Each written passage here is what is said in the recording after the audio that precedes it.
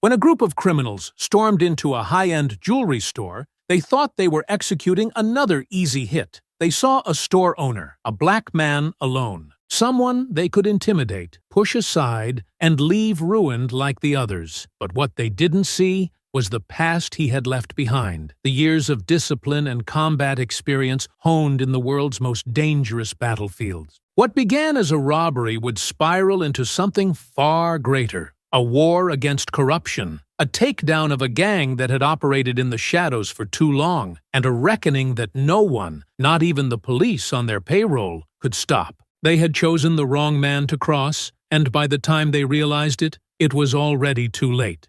The streets outside were quiet, but Malcolm Blackwood had learned long ago that peace was just a pause between storms. Inside Blackwood Luxuries, the soft hum of jazz played over the speakers. The store was spotless.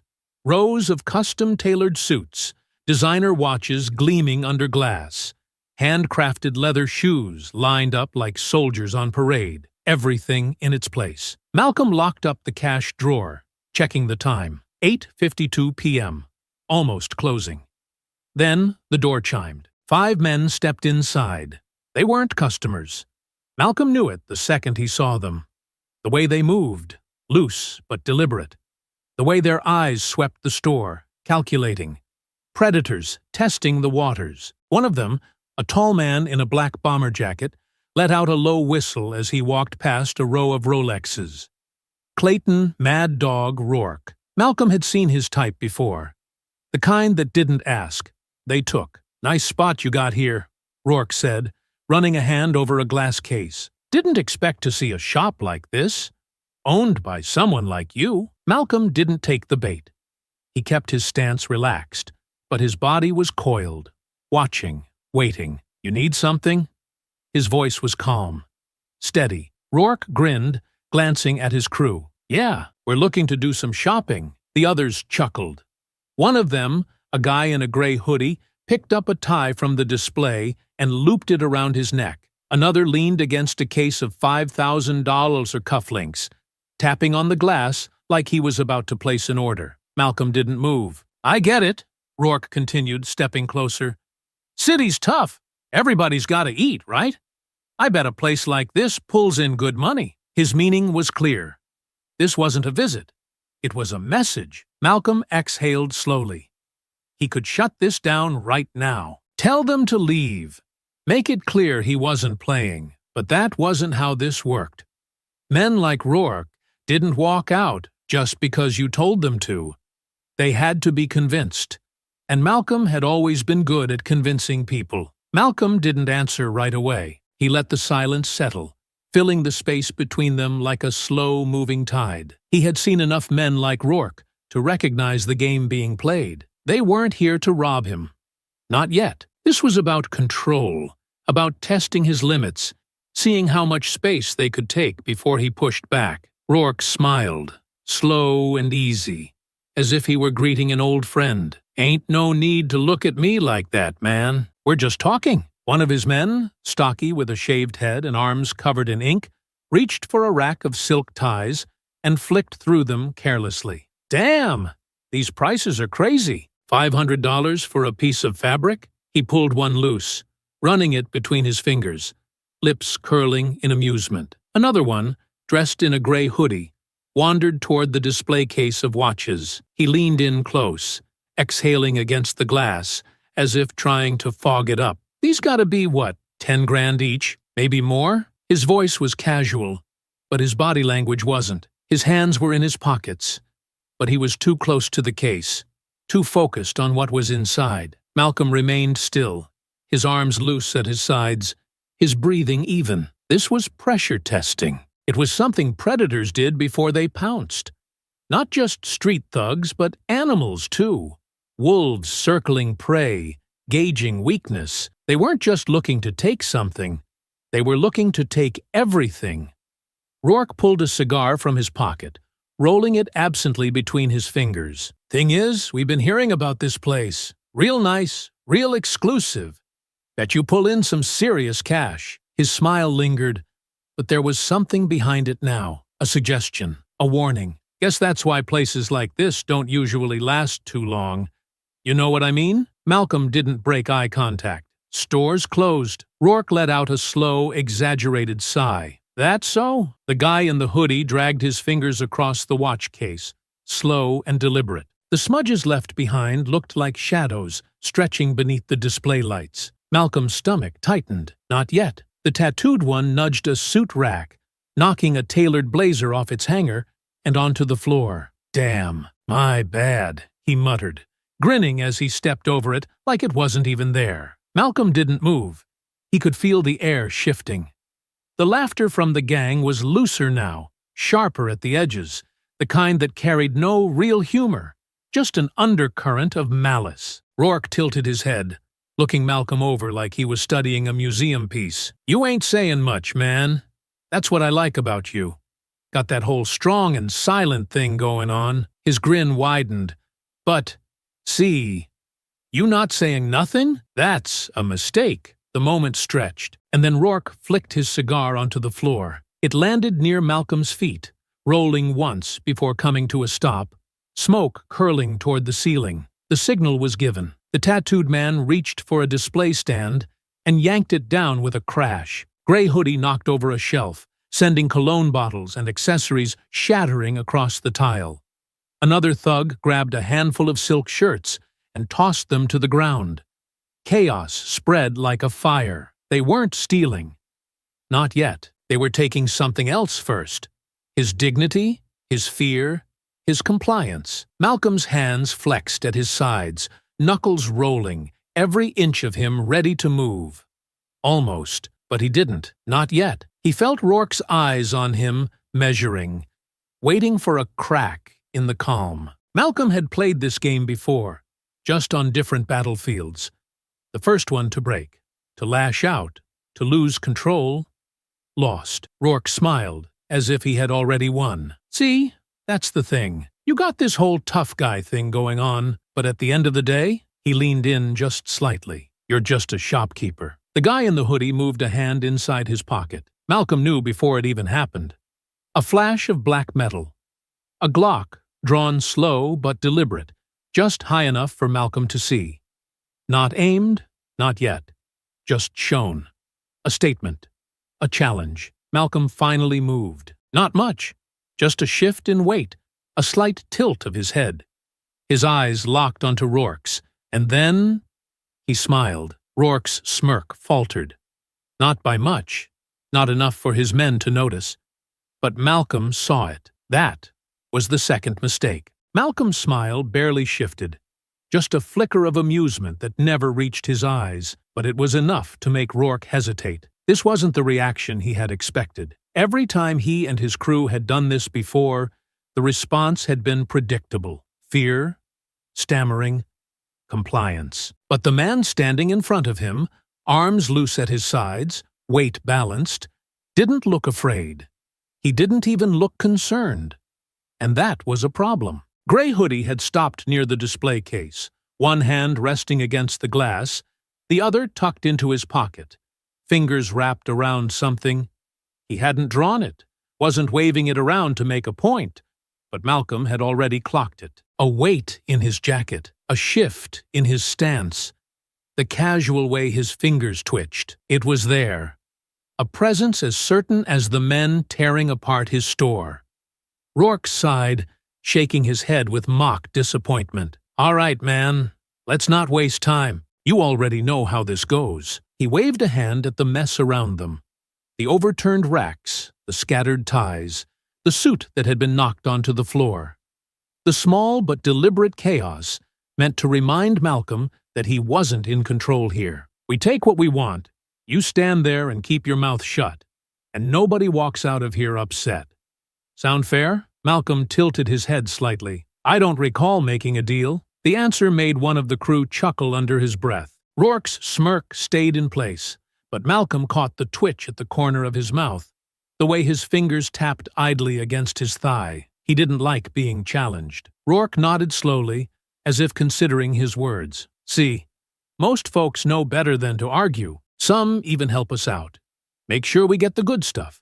Bag it up nice and easy. You want to know why? He leaned in slightly, voice quieter now, but heavier with intent, because they know if they don't, things get difficult. And when things get difficult, people start getting hurt. He let the words settle, gave them weight. Malcolm exhaled through his nose, his expression unreadable. You don't look like someone who likes difficult things. The tattooed one let out a sharp laugh. Oh, he's got jokes. Rourke chuckled, but there was no real humor in it. He turned slightly, nodding toward Gray Hoodie. Check the back office. Grab whatever cash he's got in there. Gray Hoodie hesitated, just for a second. Maybe he wasn't sure why this job felt different. Maybe it was the way Malcolm hadn't flinched, hadn't backed down. But whatever was running through his head didn't last long. He nodded, slipping past the counter and disappearing into the hallway leading to the back rooms. Tattooed guy cracked his knuckles, rolling his shoulders like he was about to get to work. Let's speed this up. Two others unzipped their duffel bags and started stripping the store clean. Expensive suits ripped off racks, watches shoved into pockets, silk ties tossed like scraps onto the floor. One of them swiped his arm across a display shelf just to hear the sound of things breaking. Rourke watched for a moment, satisfied, then turned back to Malcolm, shaking his head like he was genuinely disappointed in him. See, this didn't have to be messy. I figured a man like you would understand how this works. Guess I was wrong. Malcolm's expression didn't change. A man like me? Rourke's smirk sharpened. Smart. Knows how to read a situation. Knows when to take a step back instead of making life harder for himself. He gestured lazily toward the back office. You think this is just about your store? You think we haven't been through a dozen places like this already? You're just another stop on the list, man. So, you can make this easy, or you can make it real damn miserable. Malcolm exhaled slowly, shifting his weight. And what happens if I don't make it easy? Tattooed guy grinned. You don't want to know? Rourke stepped forward again, his presence looming, his voice dropping to something quieter. Just for Malcolm, here's what's gonna happen. My guy in the back, he's gonna find your stash, whatever cash you got hidden away, and he's gonna bring it out here. My boys? He gestured around to the looting. They're gonna take what they like. And you're gonna stand right there and watch, 'cause the second you do anything stupid, well, he gave a slow shrug, nodding toward Gray Hoodie's hand resting casually inside his jacket. Malcolm let the silence stretch, studying the men in front of him. They thought they had him pegged. Another businessman trying to play tough. Another store to rip apart. Another easy night. But they had miscalculated. He could hear Gray Hoodie rummaging in the back office, drawers opening and closing, searching for a safe that didn't exist. The others were too busy filling their bags to notice how little he had moved, how carefully he had been watching. Rourke had stepped in just a little too close, overestimating the space he had in the room. They thought they had already won. Malcolm let out a slow breath, like he was resigning himself to what was happening. Rourke smirked, ready to claim the moment as a victory. That was his mistake. Malcolm stood motionless, his gaze trailing the movements of Rourke's men as they stripped his store like scavengers. Gray Hoodie was still in the back office, searching for a safe that didn't exist, while the others stuffed duffel bags full of watches, suits, and anything that looked valuable. He wasn't in a rush to make a move. Not yet. He needed them to believe he was still processing, still debating whether he would comply or resist. He exhaled slowly, shaking his head just a little, a motion that was calculated to look natural. I gotta ask, he said, his voice calm, steady. Why my place? Rourke, who had been watching the operation like a foreman overseeing his workers, turned back toward him with a smirk. Why? He repeated, amused by the question. Man, you think you special or something? Malcolm shrugged, giving a slight tilt of his head. Just seems like you all came in here with a plan. Real specific about how this was gonna go. That's not how smash and grabs work. You don't just pick a spot like this and know exactly where to go, what to grab, what to look for. He nodded toward the back office. And you sure as hell don't start checking for a safe unless someone told you there'd be one. Rourke's grin didn't fade, but Malcolm caught the tiny flicker of irritation in his eyes. He hadn't expected pushback. not in the form of logic. Most people, by this point, were too rattled, too desperate to keep things from escalating. But Malcolm wasn't playing along. "Man, listen to you," Rourke said, chuckling. "You a detective now?" Malcolm let the silence stretch, watching him carefully. The way Rourke had said it was supposed to be dismissive, a joke at Malcolm's expense. But there was an edge to it, a slight shift in his tone, as if Malcolm had pressed on something he wasn't supposed to. He glanced toward Tattooed Guy, who had been tossing expensive ties into a bag, but now seemed distracted, shifting his weight from one foot to the other. A muscle twitched in his jaw. Malcolm turned his gaze back to Rourke. "You've been through a dozen places like this already, right?" "That's what you said." He let the words settle, kept his voice even. "They all look like mine?" That did it. The humor in Rourke's expression faded just enough for Malcolm to see the truth. He hadn't just been randomly hit. This was targeted. Malcolm knew the pattern, even if he didn't have the full picture yet. The other black business owners in the neighborhood had been hit recently too. But when they called the cops, they had been met with the same indifference he had. No real investigations. No arrests. Just another statistic. Another loss written off. The problem was, he wasn't the type to just write things off. Rourke's smirk was back, but now Malcolm could see the irritation beneath it. "Don't know what you're getting at, man," he said, shaking his head. "You acting like we keeping some kind of list." Malcolm didn't answer, just exhaled again, his stance loosening slightly. An intentional tell. He wanted them to think he was slipping into compliance, the way they expected. He needed them to buy it. In the back office, Gray Hoodie was still rustling through drawers, cursing under his breath. He wasn't going to find what he was looking for. "Come on, man," Rourke sighed, sounding almost bored. "You're making this more complicated than it needs to be." He gestured toward the mess around them. "It's already happening. You can't stop it. So why waste energy trying?" Malcolm looked around the room, as if finally taking in the destruction.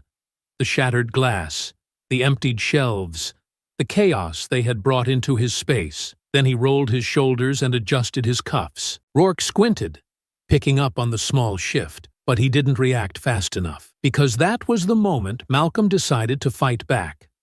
And he never hesitated once a decision was made. Before Rourke could take a step back, before Tattooed Guy could reach into his jacket, before the others had a chance to register what was happening, Malcolm moved first. But he knew from experience that a single, well-executed attack wouldn't be enough to take down a group like this. He had spent years reading opponents, anticipating their reactions, understanding how violence played out when men thought they had the upper hand. The moment he struck, they would swarm. And if he wasn't smart, if he let them press him into a corner, even his training wouldn't be enough. So he fought like he always had.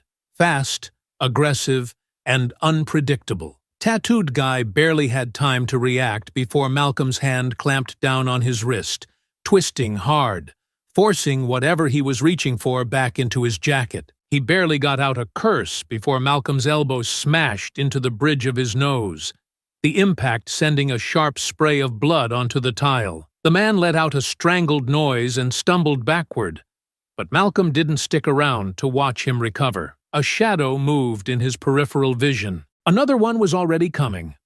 Malcolm pivoted just in time to see Lanky Guy throwing a punch, fast but uncoordinated, too wild to be effective. Malcolm didn't dodge outright. He had learned long ago that dodging wasted movement. Instead, he stepped just enough to the side to take the sting out of the impact, absorbing the punch against his shoulder rather than his face. The hit barely slowed him down. Lanky Guy, however, had overcommitted, his weight thrown too far forward. Malcolm saw the opening and took it instantly, his knee driving into the soft part of the man's stomach with a brutal precision that sent him reeling. He wheezed, doubling over. But Malcolm didn't let him get his footing back. With a sharp movement, he grabbed the man by the collar and yanked him forward, sending him crashing into a display shelf. But there was no time to capitalize on the damage. The others had caught up.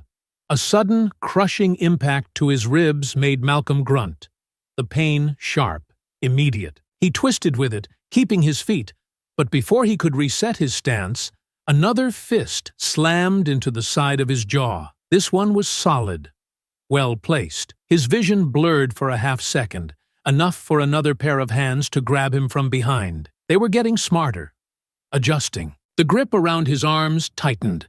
Someone was trying to lock him down, stop him from moving. Malcolm acted on instinct, bending his knees and driving his head backward with full force. The impact was sudden and brutal. He felt his skull connect with the man's face, heard the sickening crunch of bone. The grip loosened just enough. Malcolm twisted, breaking free. But as he turned, a metal display rod swung toward his ribs, aimed to take him down. He barely managed to block with his forearm, but the impact still sent a deep ache through his muscles. It wouldn't break anything, but he couldn't afford to take many more of those. Rourke was still watching, still waiting. He hadn't joined the fight. Not yet. He was smart enough to know that his guys weren't done, that Malcolm was still outnumbered. The gang had started in a place of confidence, believing this would be easy, but now there was a shift. Malcolm could see it in the way they hesitated before throwing their next punch, in the way they started positioning themselves differently, moving less like a group of thugs and more like cornered animals realizing they might have underestimated the fight. But they weren't done yet, and neither was Malcolm. Gray Hoodie had just come sprinting back from the office, his expression shifting from confusion to anger as he took in the mess unfolding in the store. Without thinking, he lunged straight at Malcolm, throwing a blind punch with everything he had. Malcolm ducked low, felt the wind of the mist swing pass just over his head, then came up fast, driving a palm strike into Gray Hoodie's sternum. It wasn't a knockout hit, but it knocked the air out of him, sent him stumbling back a step, gasping. And that was when Rourke finally moved. Unlike his men, his attack wasn't rushed or careless. He stepped in quickly, smoothly, and before Malcolm could fully turn, he felt a hard, precise strike land against his ribs, aimed exactly where the last hit had weakened him. The pain flared again, sharper now, and he had to grit his teeth to keep from making a sound. Rourke didn't let up. Malcolm caught the next punch, but the one after that connected with his jaw, rattling his vision again. He had to move, had to create space. He twisted away, shifting to the side, forcing Rourke's men between them before the gang leader could press his advantage. The rest of them were still moving, still trying to regroup, and Malcolm had to make sure this didn't turn into a dog pile. That was when he saw it. Two of them, Tattooed Guy and Lanky Guy, still recovering but not out of the fight, were grabbing what they could, stuffing watches and suits into their bags, not even bothering to check what they were taking. They were retreating. They hadn't come here expecting a war, and now that they realized this wasn't going to be an easy job, some of them were already shifting from fight mode to escape mode. Malcolm let them. He wasn't here to chase them down. He wasn't done yet. Rourke was still in front of him, still standing, still thinking he could win this fight. Malcolm exhaled slowly, rolling his shoulders as he took a step forward, ignoring the dull ache in his ribs. "Looks like your boys have other plans," Malcolm muttered, his voice even. Rourke barely spared a glance toward his men, even as they started moving toward the door, duffel bags stuffed with whatever they could grab. His focus was on Malcolm now, and for the first time, the casual arrogance was beginning to wear thin. This fight wasn't over. Not yet. Malcolm shifted his stance, rolling his shoulders as he tried to shake off the ache settling into his ribs. The sharp pain beneath his skin told him he had taken a few good shots.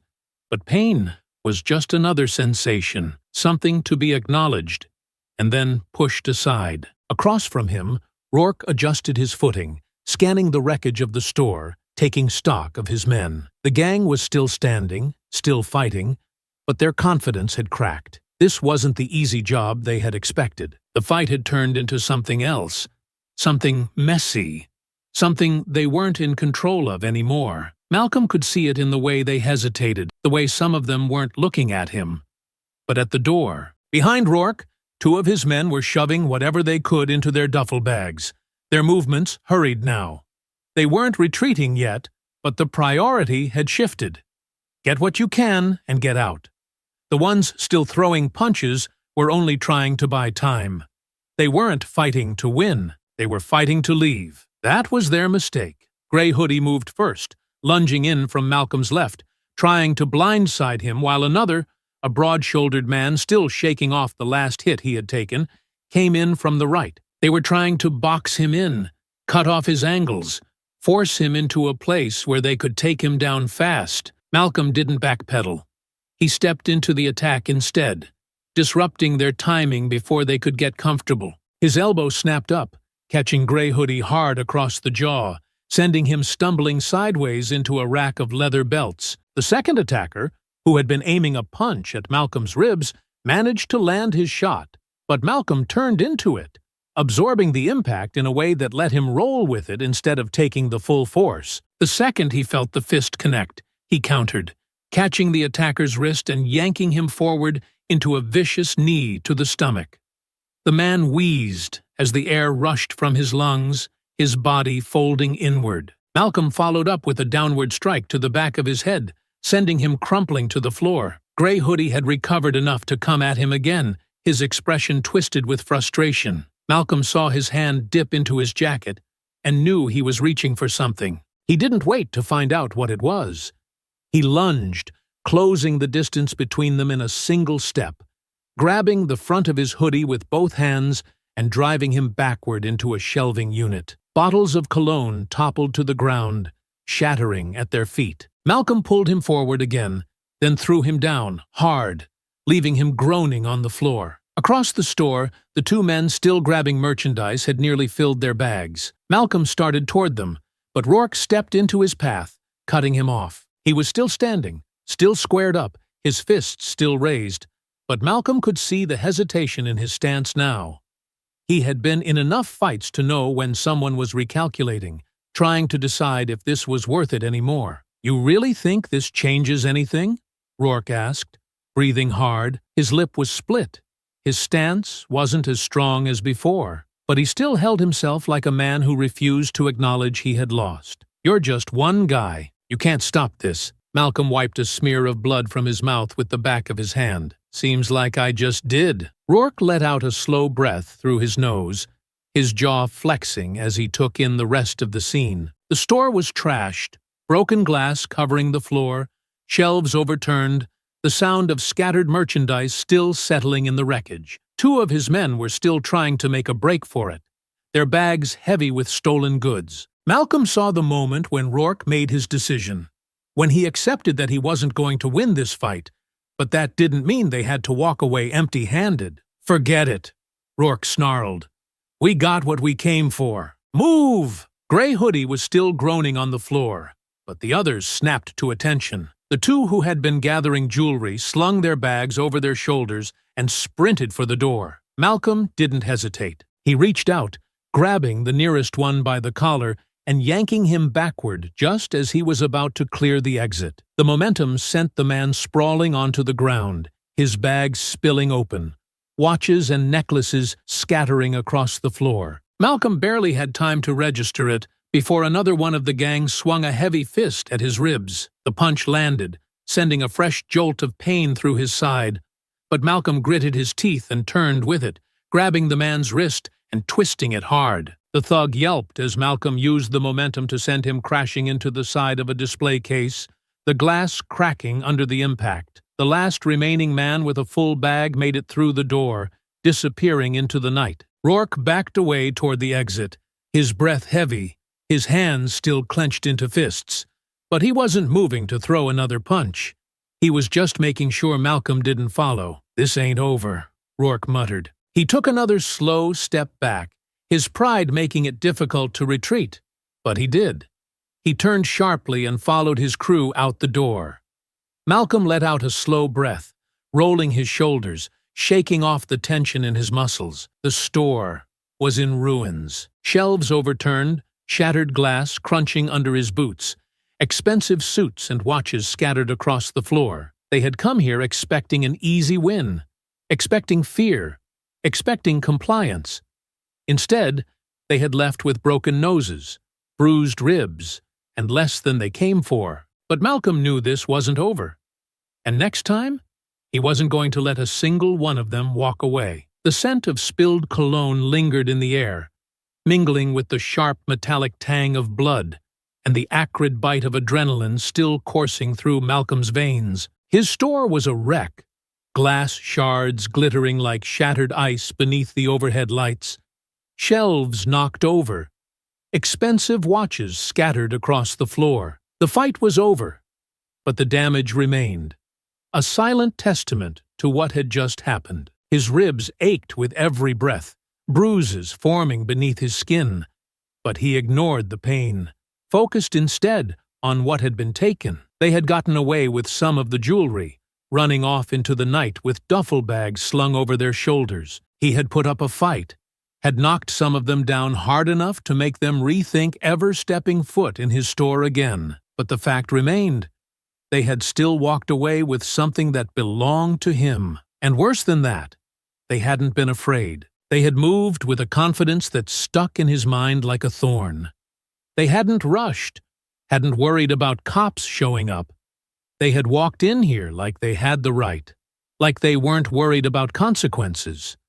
Because they weren't. Malcolm exhaled, forcing his breathing to steady as he reached into his pocket and pulled out his phone. He swiped to dial 911, pressing the device to his ear as he turned in a slow circle, surveying the destruction. The call rang 4 times before a dispatcher answered, her tone clipped and uninterested. 911. What's your emergency? My store was just robbed, Malcolm said, his voice steady despite the frustration simmering beneath the surface. A group of 5, maybe 6 men. They were armed. I fought them off, but they still got away with merchandise. I need officers dispatched now. There was a pause. Then, what's your location? 7th and Charleston. Malcolm's Men's Boutique. Another pause.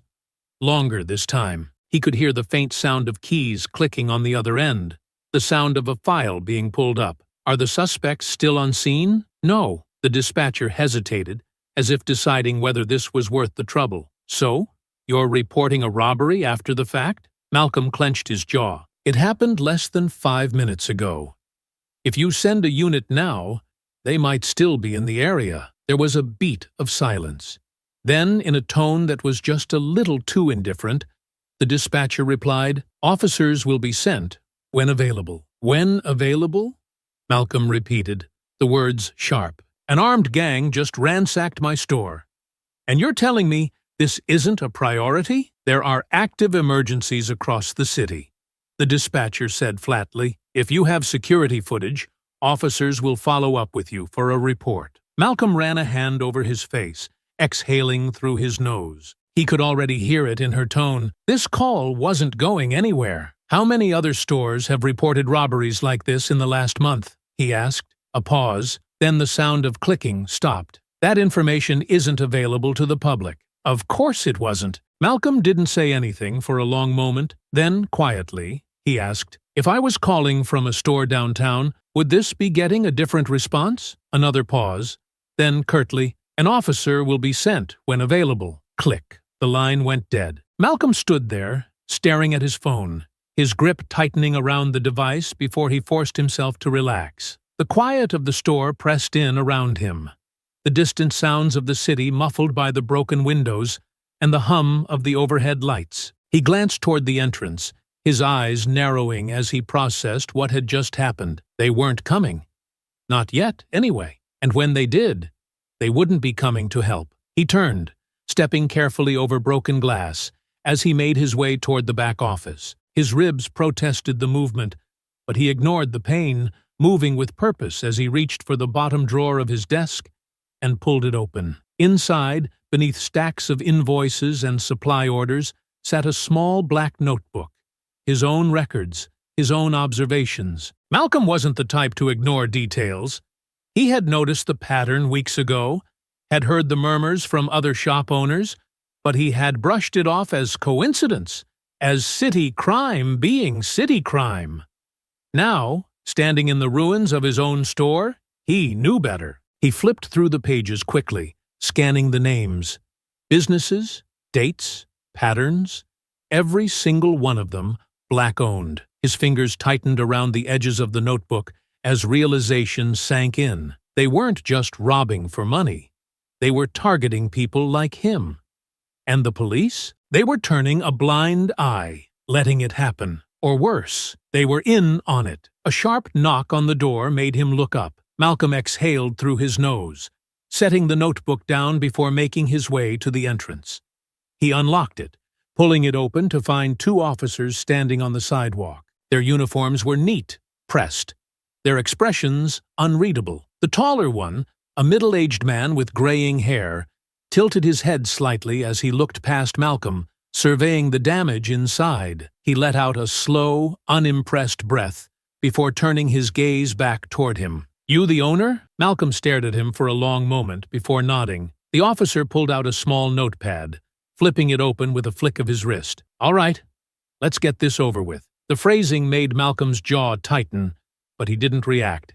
He stepped back, allowing them inside. The second officer, younger, barely out of his 20s, took in the scene with mild curiosity, his hands tucked into his belt. "So," the older cop continued, "what exactly do you think happened here?" Malcolm exhaled, keeping his voice level. "Like I said on the call, a gang came in, 5 or 6 men, armed, took merchandise, roughed the place up." The officer nodded, jotting something down lazily. "And you're saying this was a robbery?" Malcolm narrowed his eyes slightly. "That's exactly what I'm saying." The cop let out a slow breath, flipping his notepad closed. "Yeah, well, best thing you can do is file a report, contact your insurance.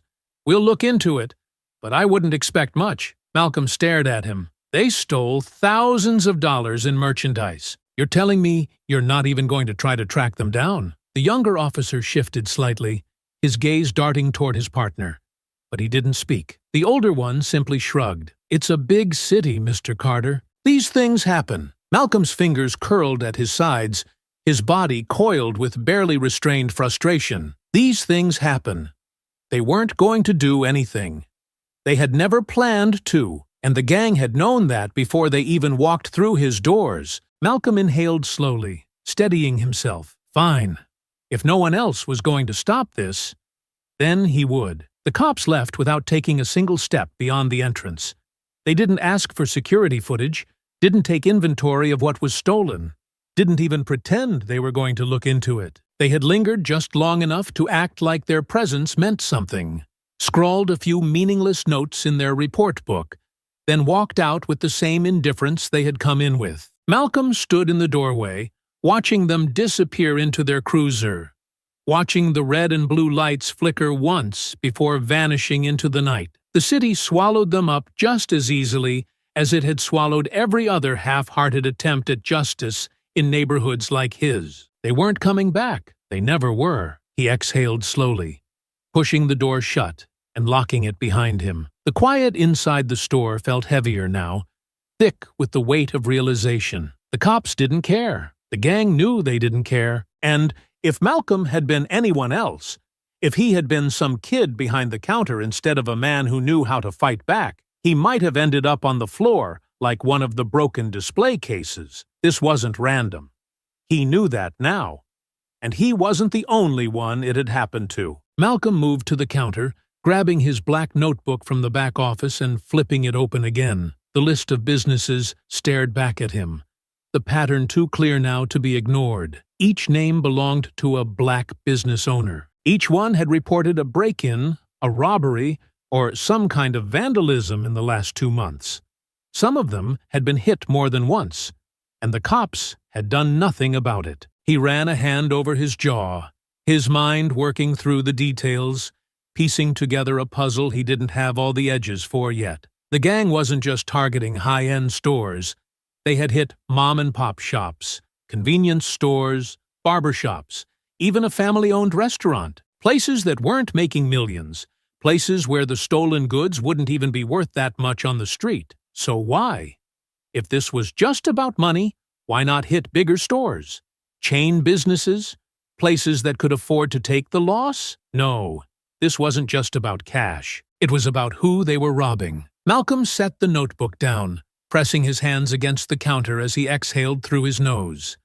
If the police weren't going to do their jobs, then he needed to find out what was really happening on his own. And the first step was talking to the people who had already been hit. He grabbed his coat, slipping it over his sore shoulders before heading to the door. He needed answers, and there was only one place to start. The streets were quieter at this hour, the usual city noise dulled by the late-night lull. Malcolm walked with purpose, his breath visible in the cool air as he made his way toward his first stop, Curtis's barbershop. Curtis King had been running his shop for almost 20 years, and in all that time, Malcolm had never once heard about it being hit, until now. The lights inside were still on when Malcolm arrived. The closed sign flipped, but the door unlocked. He pushed it open, the bell above the entrance chiming softly as he stepped inside. Curtis was behind the counter, counting cash, his usual relaxed demeanor absent. He looked up as Malcolm entered, his brow furrowing. "Damn, man," Curtis said, his gaze dropping to the bruises forming along Malcolm's jaw. "You get into it with somebody?" Malcolm gave a small, humorless smirk. "Something like that." Curtis set down the money, leaning against the counter. "Heard about what happened at your place. You all right?" "I'll live," Malcolm said. He moved toward the counter, resting his hands on the edge. "That's why I'm here, actually. I need to ask you something." Curtis's expression darkened slightly, his posture shifting. "Let me guess. You're trying to figure out why we're all getting hit?" Malcolm nodded. "You too?" Curtis exhaled, shaking his head. 3 weeks ago. Came in the next morning, place was trashed. They didn't take much, just some clippers. A few things from the register. Could have been worse. Did you call the cops?" Curtis let out a short, bitter laugh. "Of course I did. You know what they told me? Probably some teenagers looking for quick cash. Nothing we can do," he scoffed. "Didn't even take a statement. Just told me to beef up my security and let it go." Malcolm clenched his jaw, the confirmation settling deep in his chest. "This isn't random," he said. Curtis sighed. "No, it's not." Malcolm hesitated, then asked, "You hear anything? Names? Anything that might tell us who's behind this?" Curtis ran a hand over his head, his expression tense. "Word on the street is that some of these guys work for someone higher up, not just some random crew. Somebody with money. Somebody with connections." Malcolm's stomach tightened. "You know a name?" Curtis hesitated. Then, finally, he said, "Yeah, Rico Vargas." The name wasn't familiar to Malcolm, but the way Curtis said it, quiet, careful, like just speaking it out loud was a risk, told him everything he needed to know. "You're sure?" Malcolm pressed. Curtis nodded. "Positive. This guy? He's been making moves in the city for a while now. I don't know what his endgame is, but I know he doesn't operate alone. He's got muscle, he's got people looking the other way for him." Malcolm leaned back, absorbing the information. Rico Vargas. A name to chase. A thread to pull. "You planning to do something about this?" Curtis asked, his tone knowing. Malcolm met his gaze, his voice even. "Yeah," he said. "I am." Curtis exhaled, shaking his head. "Just be careful, man. You go after this the wrong way, and you're gonna end up with a bigger problem than a wrecked store." Malcolm offered a small nod, but he had already made up his mind. This wasn't over. Not even close. Malcolm walked out of Curtis's barbershop with his mind sharp and his steps measured, his thoughts running a tight, controlled circuit as he processed what he had just learned. Rico Vargas.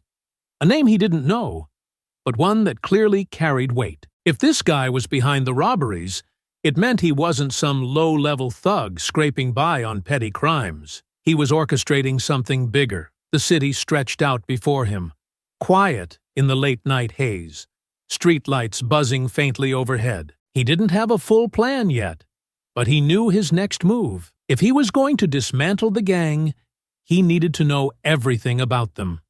Where they operated, who worked for them, what made them tick, and he knew exactly where to start. 20 minutes later, Malcolm was sitting in the back of Lucky's, a dive bar tucked between a rundown liquor store and an abandoned laundromat, the kind of place where cash was king And questions got you punched in the mouth. He had been here before, years ago, when he was still trying to reacclimate to civilian life, when he needed a place to sit in silence and let his mind settle. Now, it served a different purpose. The bartender barely looked up as he slid a whiskey in front of him, recognizing Malcolm, but smart enough not to ask why he was back. The real reason he was here was sitting 3 stools down, nursing a half-empty beer and tapping his fingers against the bar in a slow, rhythmic beat. Trey Knox. Malcolm had known Trey for a long time, ever since the man used to run with small-time crews back in the day. Trey wasn't a gangster, not really. He was an informant, a hustler, a man who made his living knowing things and selling that knowledge to people willing to pay. Malcolm picked up his drink, took a slow sip, then set it down with enough weight to make the glasses nearby rattle. Trey's fingers stopped drumming. For a second, neither of them spoke. Then Trey let out a low chuckle, tilting his head slightly without looking over. "Well, well," Trey murmured. "Ain't seen you in a while, Malcolm. Thought you got too good for places like this." Malcolm exhaled through his nose. "Guess I'm feeling nostalgic." Trey finally turned his head, eyes flicking over Malcolm's bruises, the stiff way he held himself. His smirk faded just a little. "You look like you had a bad night." Malcolm didn't break eye contact. "Not as bad as the guys who started it." Trey nodded, taking a slow sip of his beer. "That why you're here?" Malcolm leaned in slightly, lowering his voice. "I need a name. Rico Vargas." Trey's face barely changed, but Malcolm caught the way his fingers twitched, the way his shoulders stiffened just a fraction before he forced himself to relax. He knew the name, and that meant Malcolm was on the right track. Trey let out a slow breath, shaking his head. "You don't want to get mixed up with him, man." "I already am." Trey clicked his tongue, muttering a curse under his breath. He glanced around the bar, then back at Malcolm. "All right, fine. What do you want to know?" "Everything." Trey sighed, rubbing a hand over his face. "Rico ain't just some gangbanger. He's got his hands in a lot of pots. Runs crews all over the city, but he's careful about it. Doesn't get his hands dirty, not unless he has to. He's got people protecting him, Malcolm. Cops, politicians, business owners who like their money clean, but don't mind how it gets that way. He's not the kind of guy you just walk up on and take down." Malcolm's jaw tightened. "He's the one organizing the robberies, isn't he?" Trey hesitated. "He doesn't need the money. Not personally. But he's building something, and these jobs, they're a part of it." Malcolm leaned back slightly, letting that sink in. "Where's he operate?" Trey let out a slow breath. "His main hub is a nightclub over on West 14th, the Royale. It's not in his name, but everyone knows he owns it. That's where he meets people, handles business. But you're not getting in there without an invitation." Malcolm didn't respond immediately, turning the information over in his mind. If Rico was careful, then storming in wasn't an option. He needed to be smart about this. He needed a way inside. Trey watched him, shaking his head slightly. "Look, man, I know you. I know that look. You're not gonna let this go, are you?" "No." Trey sighed again, rubbing a hand over his jaw. "Then do yourself a favor. Don't go in blind. Rico's got guys everywhere. You walk in there without a plan, you won't be walking out." Malcolm nodded slowly, taking one last sip of his drink before sliding a few bills across the bar. "Appreciate it, Trey." Trey didn't look happy, but he took the money, shaking his head. "Just don't get yourself killed." Malcolm stood, adjusting his coat as he made his way to the exit. He had what he needed now. A name, a location, a target. As he stepped out into the cold night air, the city stretched out before him, humming with the quiet undercurrent of things moving beneath the surface. He wasn't just dealing with a gang anymore. He was dealing with a machine, a system that had been built to keep men like Rico untouchable. But Malcolm had spent years taking down men who thought they were untouchable. And now, he was going to burn that system to the ground. But Malcolm had spent years taking down men who thought they were untouchable. Men who had built their power on fear, on the belief that no one would ever come for them. He had seen it before. Different countries, different uniforms, different languages. but it was always the same underneath. They all thought their money, their influence, their connections made them immune. They were always wrong. And now, standing in the cold night air with the Royale in his sights, Malcolm knew that Rico Vargas was just another name on a long list of men who believed they were above consequence. That belief had kept him comfortable. It had allowed him to grow his operation unchecked, to turn the city into his personal hunting ground, to send his men into Malcolm's store without the slightest hesitation, because they had never been given a reason to be afraid. Malcolm was about to change that. He moved with purpose, his footsteps measured as he made his way toward the nightclub's back alley. The Royale was more than just a front for Rico's operations. It was a fortress, a controlled environment where every move was watched, where the wrong question or the wrong face could mean disappearing without a trace. This wasn't some run-down hideout he could tear through with brute force. If he wanted in, he needed to be smart about it. The alley was dimly lit, a single flickering street lamp casting long shadows across the damp pavement. Two men stood by the back entrance, smoking, their conversation low and relaxed. They weren't on high alert, but they weren't completely checked out either. They were the kind of men who had spent enough time in this world to know trouble could come at any moment, but not enough to recognize when it was already standing in front of them. Malcolm didn't approach right away. He stood in the shadows, watching them, picking up on the small details. One of them was scrolling through his phone, distracted, only half listening to whatever his partner was saying. The other had his jacket unzipped, revealing the outline of a holstered weapon at his hip. Careless, too comfortable. They weren't expecting trouble. That was their mistake. Malcolm pulled out his phone, dialing the number he had lifted from the stolen goods listing he had found earlier. The second guard's phone vibrated. The man frowned, pulling it from his pocket, glancing at the screen with a confused expression before muttering something under his breath. His partner turned his head slightly, curious but not yet concerned. That second of distraction was all Malcolm needed. He moved fast, closing the distance between them in a controlled burst of speed.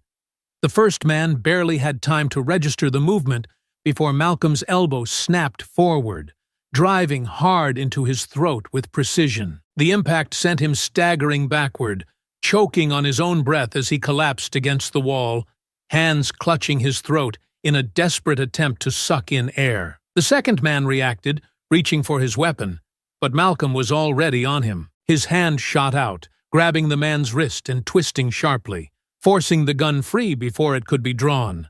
The weapon clattered to the ground, but Malcolm didn't let up. He followed through with a brutal knee to the ribs, then a quick, calculated strike to the temple. The man slumped against the bricks, groaning as he slid to the ground. Malcolm crouched beside him, grabbing a fistful of his shirt and pulling him in close. "How many inside?" His voice was calm, controlled. The man coughed, still dazed from the blow. I don't—" Malcolm slammed him back against the wall. Not enough to knock him out, just enough to make sure he understood there was only one right answer. "How many?" The man groaned, his eyes flickering with panic. "Maybe 10. 12 at most, not counting the staff." "Rico?" The hesitation lasted a second too long. Malcolm pressed his forearm harder against the man's chest. "He's here!" the man gasped. "Top floor. Office.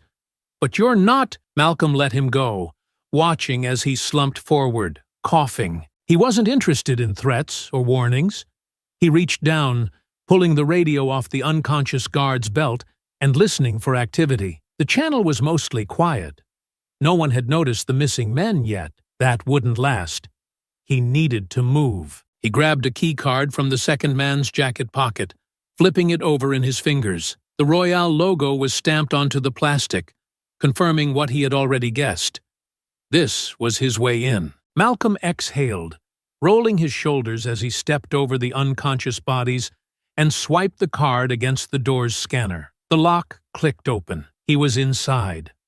The hallway was narrow, lined with security cameras, but Malcolm had been in places like this before. He knew exactly where to walk, exactly how to angle his body to avoid being caught on the wrong lens. He moved quickly, keeping his steps light, staying close to the wall. The music from the club pulsed through the floors, bass heavy and deep, masking the subtle sounds of his movements. Past the kitchen, past the employee entrance, deeper into the belly of the building where the real business took place. He kept his focus forward, his mind already calculating his next steps. The Royale wasn't just some nightclub. It was a fortress for men who thought they were kings. And Malcolm was about to remind them what it felt like to bleed. Malcolm had spent years taking down men who thought they were untouchable. Men who had convinced themselves that their power made them immune. Men who had built their thrones out of intimidation and corruption, believing that as long as the right people were afraid of them, no one would ever come. Knocking on their door, he had seen it in war zones, in foreign cities where control was dictated by force rather than law, and he had seen it in places just like this. Men like Rico Vargas, who had never faced the kind of reckoning that made them question their own invincibility. That was about to change. Inside the Royale, the atmosphere shifted with every step deeper into the building.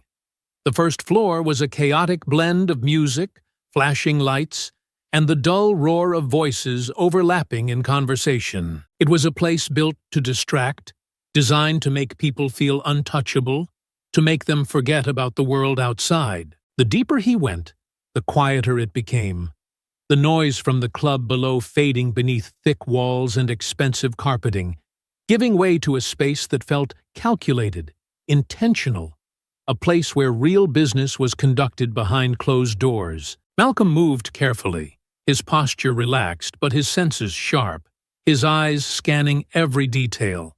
The placement of security cameras, the doors that required keycard access, the subtle signs that told him how this place operated. The private hallways of the Royale weren't cluttered with drunk patrons or loud conversations. The few people who moved through them did so with purpose, their pace slower, more deliberate. The lighting was dim but precise, casting everything in a low golden hue that gave it the illusion of warmth, but Malcolm could see the reality beneath it. This wasn't just an exclusive club, it was a fortress. He climbed the stairwell leading to the second floor, where the real power moved. The club's main level was for the customers, the outsiders, the people with money to spend and nothing to lose. Up here, it was different. The walls were lined with expensive artwork, the doors marked for private rooms, some closed, some slightly ajar, revealing glimpses of meetings, of quiet conversations, of people who weren't here for the music or the drinks. Then he heard it, a conversation. Low, firm voices, too deliberate to be casual. Malcolm slowed, stopping just short of a partially open door, his body shifting slightly to avoid the light spilling from inside. He could see enough to recognize Rico Vargas, seated behind an enormous glass desk, his posture comfortable, his expression unreadable. But the real problem sat across from him. A cop, not just some beat officer, not the kind who patrolled the streets in a squad car. This was someone higher up, older, well-dressed, a man who had been in the game long enough to know exactly how it worked. His suit was tailored, his movements slow, confident, like someone who wasn't worried about being caught in the wrong room with the wrong people. Malcolm kept still, listening. Already handled, Rico was saying, his tone smooth, assured, the kind of confidence that came from knowing no one would dare challenge him. The businesses that matter won't be a problem. The ones that pushed back, we made examples out of them. And the rest, well, they'll learn soon enough. The officer nodded slightly, reaching for the glass of whiskey in front of him, taking a slow sip before speaking. And the money? It'll be where it needs to be, Rico replied without hesitation. Same arrangement as always. The cop exhaled, setting his glass down with a soft clink against the desk.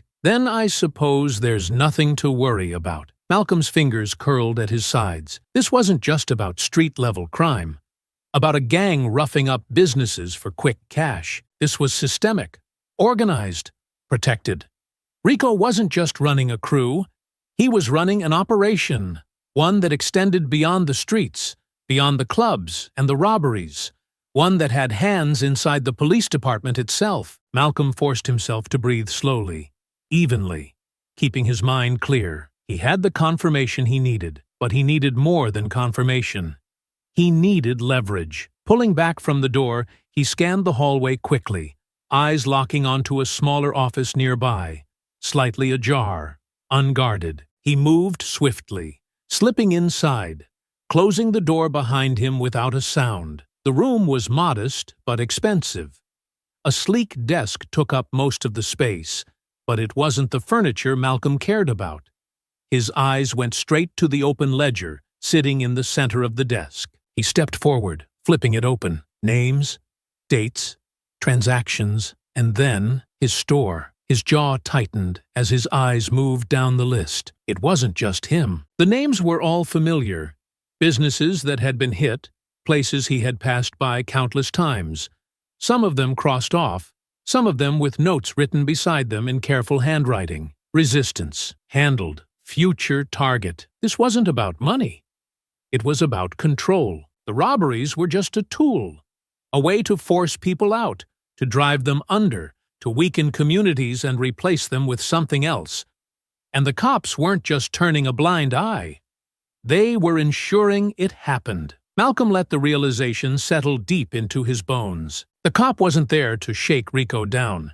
He was ensuring the operation ran smoothly. A noise outside the door made him freeze. The murmur of voices, the slow, deliberate click of expensive shoes against polished floors. The cop was leaving.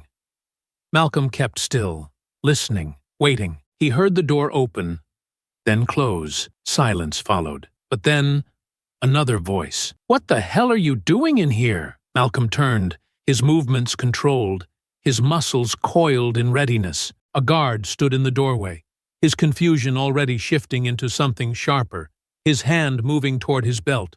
A radio, a weapon, something. Malcolm didn't give him the chance. He crossed the space between them in an instant, grabbing the man's collar and driving him backward into the hallway wall with force.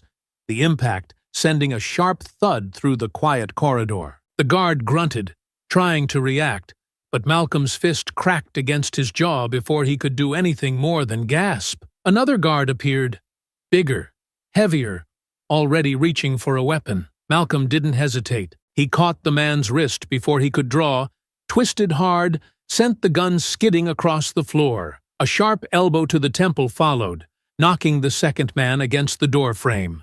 A door at the end of the hall swung open. Rico Vargas stepped out. For a moment, neither of them spoke. Rico's eyes flickered between Malcolm and the two groaning men on the ground, then toward the open office door. The understanding settled in quickly. A smirk pulled at the corner of his lips. "Well, well," Rico murmured, sliding a hand into his jacket. "Didn't think you'd be stupid enough to come here yourself." Malcolm exhaled slowly, his posture steady, his fists still clenched at his sides. There was no point in talking, because this fight had already begun. The moment Rico's hand disappeared into his jacket, Malcolm was already moving, instincts taking over, years of training kicking in like a second skin. There was no hesitation, no time to wait and see what Rico was reaching for. Malcolm closed the distance between them in an instant, his foot planting hard as he drove a punch straight toward Rico's ribs, twisting his body into the strike. Rico barely dodged in time, staggering back, his hand yanking out a switchblade, the sharp metallic snap echoing in the narrow hallway. His smirk widened, something predatory flickering in his eyes. "Oh, you got some fight in you," Rico taunted, flipping the blade between his fingers. Malcolm didn't answer. He wasn't here to trade words. The first slash came fast. Rico wasn't swinging wildly. He knew how to use a knife, keeping the blade low, tight to his body, angling for Malcolm's ribs. Malcolm twisted just in time, feeling the whisper of metal slice through the fabric of his jacket, too close for comfort. Then, the rest of them came. The door to Rico's office slammed open, and 3 more men rushed into the hallway, their movements sharp and aggressive, closing in fast. Malcolm barely had time to register the numbers before one of them tackled him hard, driving him back against the wall, the impact rattling through his ribs. A second set of hands grabbed at his arm, trying to pin him down, while the third cocked back a fist, aiming for his face. Malcolm reacted on instinct. He yanked his arm free, snapped his head forward, and drove his forehead straight into the nose of the man gripping him. The crunch of cartilage was immediate, followed by a howl of pain as the guy staggered back, blood spilling down his face. But there was no time to celebrate. Another fist crashed into Malcolm's jaw, snapping his head sideways. White-hot pain exploded across his vision. His brain barely had time to process the hit before another blow slammed into his ribs, knocking the air from his lungs. They were fast, coordinated, brutal. Rico was smart enough to surround himself with men who could fight. These weren't just street thugs. They had been trained for this. Malcolm gritted his teeth, forcing himself to stay standing, forcing himself to move. A second punch came, aiming for his stomach. He twisted at the last second, grabbing the attacker's arm and using his own momentum against him. With a sharp pivot, he swung the man around, driving him shoulder first into the wall, the impact hard enough to crack the drywall. No time to breathe.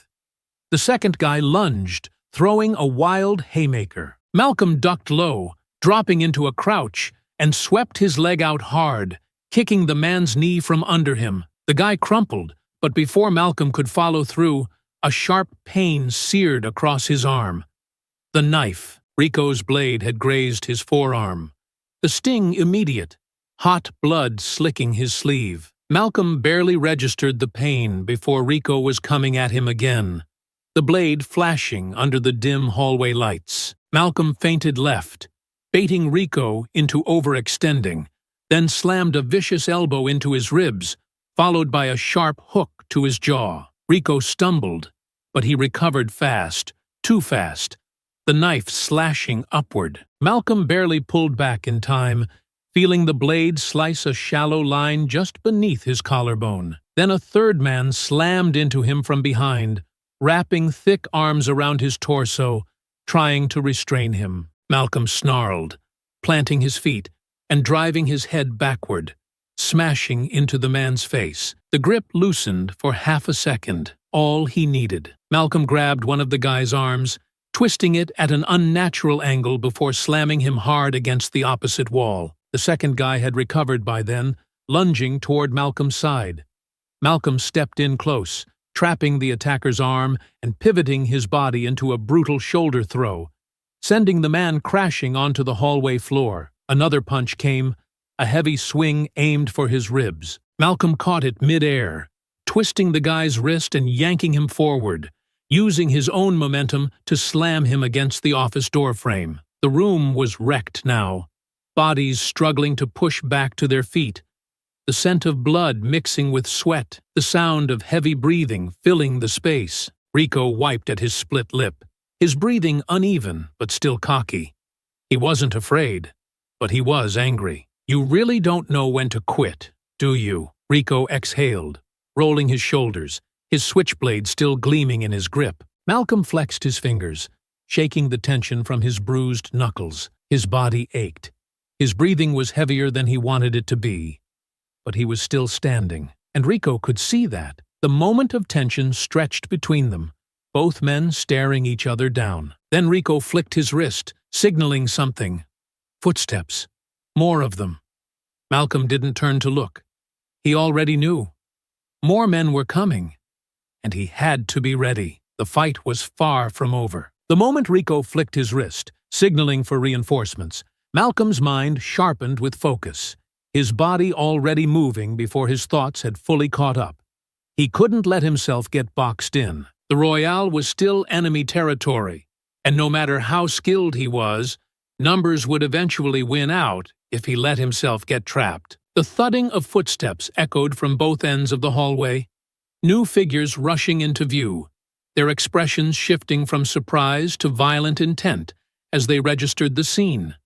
The bodies on the floor, the blood splattered along the walls, the damage already done. Malcolm couldn't afford to hesitate.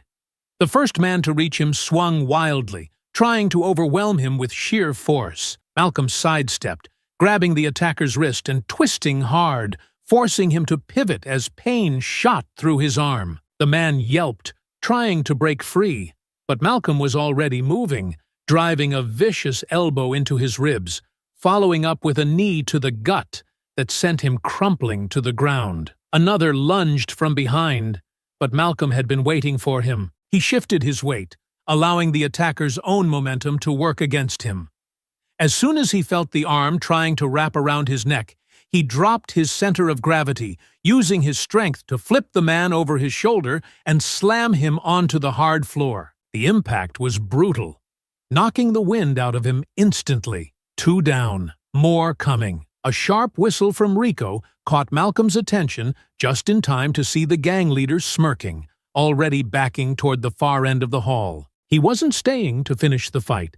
He was leaving his men to handle it while he slipped away. Coward. Malcolm gritted his teeth, forcing himself to make a choice. Chase Rico now? Risk getting overwhelmed? Or finish this fight first, secure what he needed, and catch up later? The answer came when another attacker swung at him with a broken chair leg, aiming for his ribs.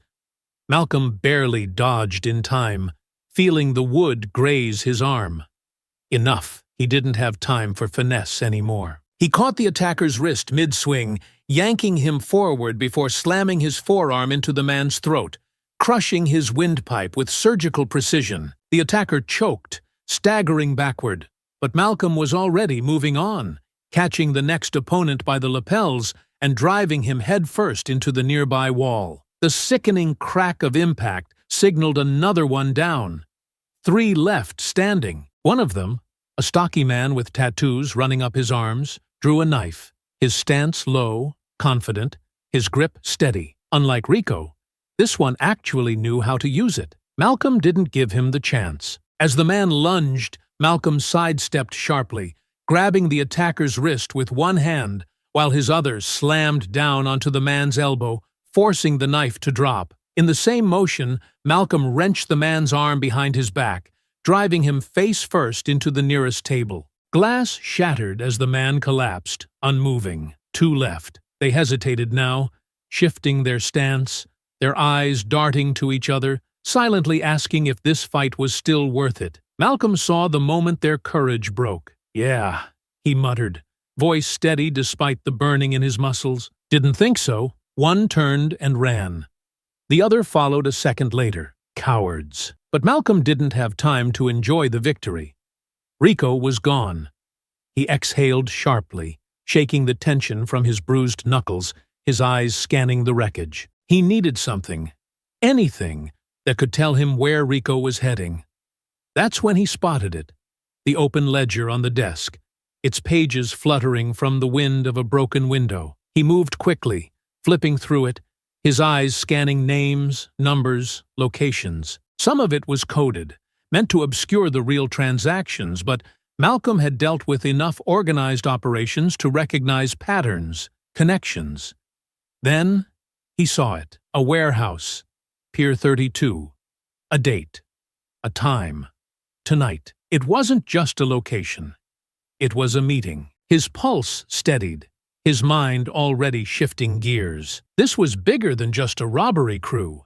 This was an operation, and whatever was happening at that warehouse, Rico was planning to be there. Malcolm didn't waste another second. He grabbed a disposable phone off the desk, one of the cheap burner models used for temporary calls, and pocketed it before heading for the nearest exit. Rico thought he had gotten away. He was wrong. Malcolm had just found his next target, and this time, he wasn't walking in alone. Malcolm moved quickly through the city streets, his pulse steady despite the lingering burn in his muscles. The Royale was behind him now, but the fight had only just begun. The ledger in his mind was more than just names and numbers.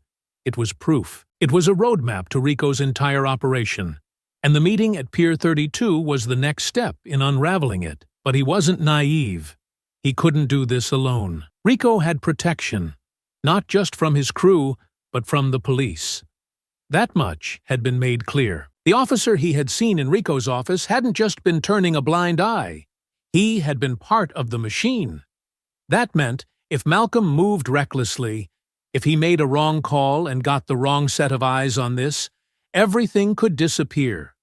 The evidence would be buried. The warehouse would be scrubbed clean before he ever got there. He needed a cop he could trust. The problem was, he wasn't sure there were any left.